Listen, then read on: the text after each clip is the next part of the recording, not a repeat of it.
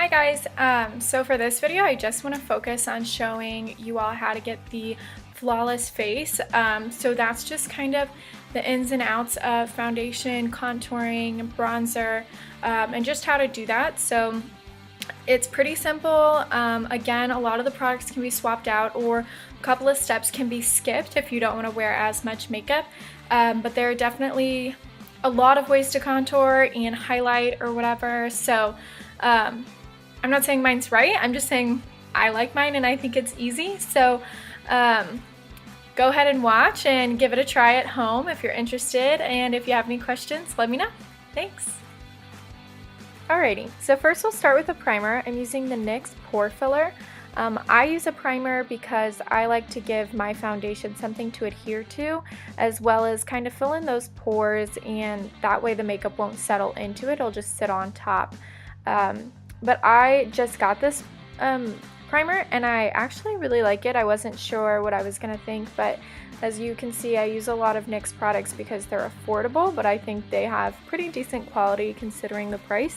So I just apply this all over my nose and cheeks and then on my forehead as well before I start my foundation.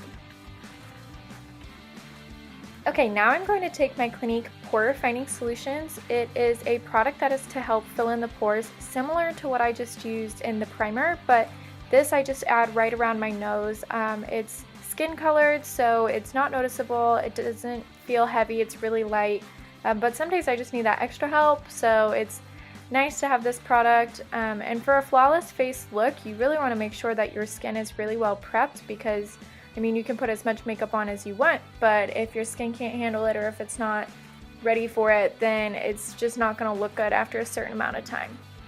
So then I go in with my Super Balanced makeup, also from Clinique. Like I said, I worked for Clinique for a long time, so I have a lot of Clinique products.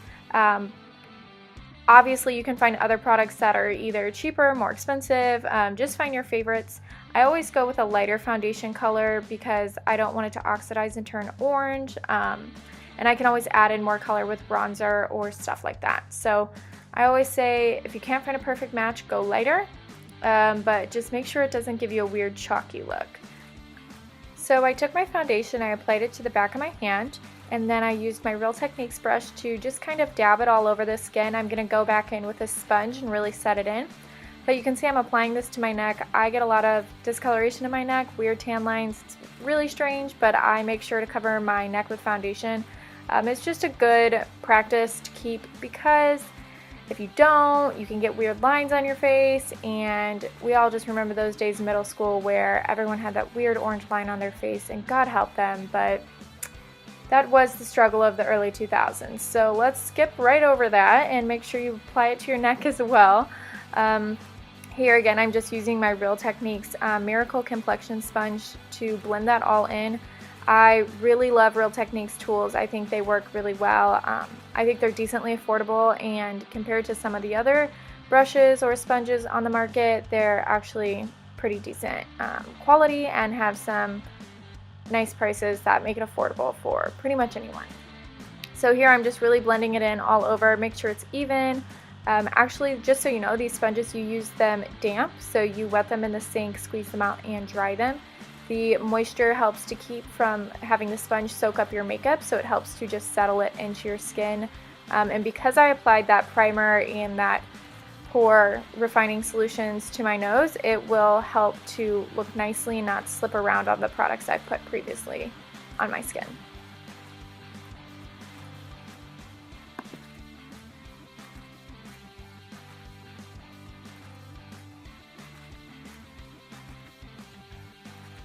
So now I'm going to apply my concealer. I use the NYX HD concealer. So I use one of the lightest colors, I believe, but you know, everyone's skin color is different, so just find something that works for you. But here I apply it in a V shape, as you can see. This helps with the flawless look. It brings your eye naturally down the lines of your face where the highlight or where the light would hit. So you never want to put concealer just directly under your eye. You always want to bring it all the way down. Having that concealer come from the corner of your eye down to the end of your nose really just creates a visual that is kind of like that pleasing look you see on Hollywood stars. They actually call this the Hollywood V. You use a lot of V shapes on your face during this process, so just pay attention to that. Make sure you're not cutting off your concealer or your highlight at any time. As you can see, I'm starting to look like a clown, so we're going to go ahead and press that in with the Miracle Complexion Sponge from Real Techniques. This is just dabbing it in really lightly. You don't want to drag or rub. You don't want to move any of that other product you've put down already. So just pressing it in, bouncing the sponge around. I put it on my eyelids as well because I have a couple of imperfections or marks on my eyes that I think disrupt the look of my eyeshadow, so I apply concealer up there as well. Some people use an eyeshadow primer. I find I prefer concealer because it has better coverage. I'm sure somebody somewhere is probably cringing because I put concealer on my eyelids, but it works for me and I like it that way. I mean, like I said, I might not always follow the rules. I might make it up as I go, but isn't that what we're all doing with makeup? So I'm just trying to show you guys what I like and what I like to do, but I mean, feel free to change it. If you'd rather go out and find an eyeshadow primer, great. So moving on to the contour part of the Flawless Face look, I'm using the NYX Wonder Stick. I actually just picked this up. Okay, I have to explain myself. So Walgreens just really amped up their cosmetic department, and I mean, for your everyday makeup it's awesome, and for your on a budget makeup it's even better. So I found this Wonder Stick, and it's a contour on one end, meaning the darker color, and a highlight on the other end, meaning the lighter color. So I'm going to start to look crazy again, but as you've seen before, once you blend it all in, it starts to look a little better. So you're going to apply the darker shade around your forehead and the hollows of your cheeks, down the sides of your nose, underneath your chin. You do this to create the illusion that those areas are thinner or more sunken in or whatever. So I like to put it down the sides of my nose to help even that out or draw attention to the center of my nose rather than the side of my nose. Like I've said before, this is a lot cheaper than a nose job, my friends, and it's really easy to do. Just make sure you keep the line straight, because the second the line goes wonky, you're in big trouble, because then it just looks like you have some botched plastic surgery. So be careful with that one. It's not always as easy as it seems, but the rest of it, you really can't mess it up. The best way to figure out where the contour goes is to think about where light hits and then put it where the shadow would fall. And then for the same with highlight, you would put the highlight where light hits your face.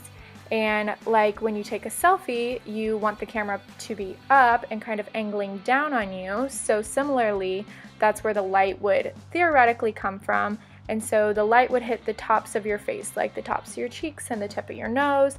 So that's where your highlight will go, and then the contour will fall where the shadows would. It's the easiest way I can explain it, but if nothing else, just remember to do your cheeks and your nose, or your cheeks and your chin, and you'll have the contoured flawless face look. It's really so simple. I think people hype it up a lot and it scares people, so I'm just trying to show you that this can be done really easily. Again, I'm just blending it in with the sponge. I think it creates a more even, natural look, as natural as this look can really be. I mean, seriously, I'm wearing a lot of makeup, people, so if you don't like this look, then it's not for you. Totally understandable. But if you were wondering how to do it, this is really broken down, easy way to do it with really simple, cheap products. So then I'm going back in and I'm setting this with a powder, because what I used before was a cream. So a little trick to makeup: if you want something to last for a long time, start with a cream, set with a powder. And again, this is going to start to look stripy or maybe a little heavy.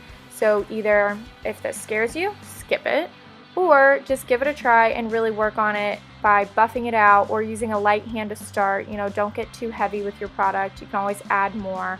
But like I said, I might have some big stripes on my face right now, but we're going to go in and buff this all out and add some more color, add some highlight. So it's going to start to look like movie star here in a minute, but first you have to look like a clown. So you might have noticed that I added a little bit of the contour to my lips as well. Don't worry about that. That's really just an extra step, but if you're curious, I put a little under my bottom lip and just in the little dimple above my top lip. It just adds a little bit of extra dimension there. But seriously, like, that's really going too far, so you guys don't have to worry about that right now. That's just something I kind of picked up on my own. So as you can see, I have started going back in with my big fluffy brush and really buffing that out. Of course, I'm looking super crazy right now, but I promise you it does get better. I have really light foundation, but because it's summertime right now, I am a little tanner. So I've been taking that bronzer and just blending it down into my neck because I find any darker foundations tend to turn really orange on me. So I rather just add it in with the bronzer powder as we go, and that's what I'm doing there. I'm also reapplying it to where I put all that cream. Like I said, start with a cream, set with a powder. So that's just kind of what I'm doing here. Again, just buffing it out, making sure it's all starting to even out, not getting too many lines going on. But we're going to add some blush and everything in here and highlight, so the color is coming. Next, I'm taking the other end of the NYX Wonder Stick and I'm using highlight. This has a little bit of shimmer in it, but not a lot, so I like it because then I can go back in with my more shimmery highlighter powder and set it. But again, you can see what I'm doing here is the V, very similar to what I did with the concealer. Again, this is a step you can totally skip. This is not vital to the look at all. Some people might feel like this is 30,000 steps. I have so much makeup on my face. I like this. I think this is fun, but you definitely don't have to do it.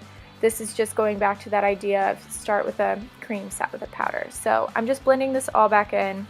We'll go ahead and speed through this and get to the next part though.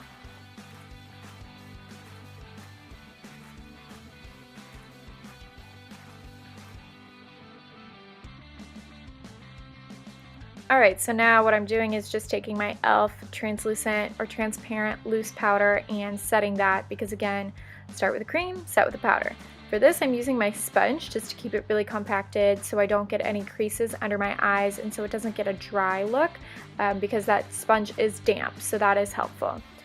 So then I just take my big fluffy brush and apply that loose powder all over. Again, this powder doesn't have any color, so it's not adding anything, just setting everything we just did and buffing it out. And then we're going to go ahead and get started on the blush. So again, I'm using my Clinique blush. This is one of my favorites. It's just color I found that I really love. So again, once you find something you love, you just have to stick with it. Tried and true. So yeah, start with the apples of your cheeks. A lot of times you can find this area just by smiling. You can soft smile or big smile. And once that little area bubbles up, that's where your blush should be applied and then brought back. Again, you don't want big circles on your cheeks like a baby doll. You just want to go ahead and add to that bronzer that you already have there, and that will give you the contoured look with a little bit of color. And then again, just buffing it out with that big fluffy brush.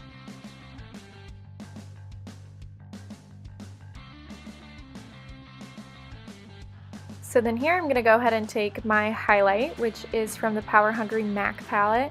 I have a little more compact brush here than the fluffy brush. It helps to really get that highlighted look, really pack that product on there. If you want a lighter look, use a less dense brush.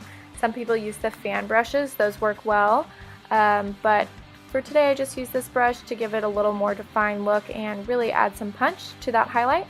So you're putting it under your eyes and on the tops of your cheeks, down your nose, in the center of your forehead, maybe across your lips a little bit, and a little on your chin if you want. People freak out when people put highlight on their chin. Mine depends on what day it is, because some days I have zits on my chin, so then my chin doesn't get any highlight. But it's totally up to you. It's how dramatic you want the look to be or how heavy you want the look to be. But the powder highlight is usually the best friend. So the funny thing is, you can skip all of the cream steps I showed you and just do a powder bronzer and a powder highlight, and it all works just the same. If you want to see that look, you can check out my 15 minutes or less video. That's where I don't use any cream. I just use a bronzer to achieve a light contoured look. And then now I'm just going to go in and fix up those eyebrows. And these are just small strokes with a really skinny brow pencil from NYX. Just making sure I'm defining those lines underneath and above, and then brushing them out with my spoolie.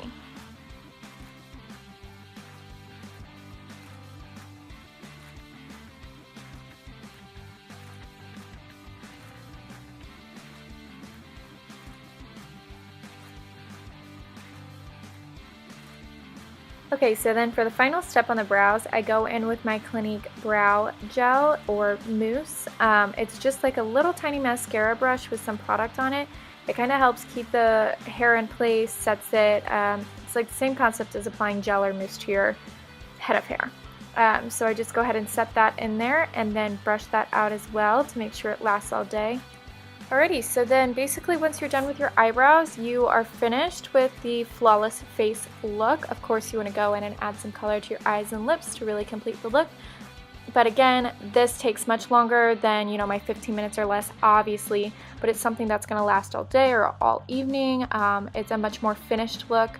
And it's just a great way to get started on that contour. If you haven't tried it before, go ahead and watch, give it a try. But again, thank you guys so much for watching. And then be sure to check out some of my other videos.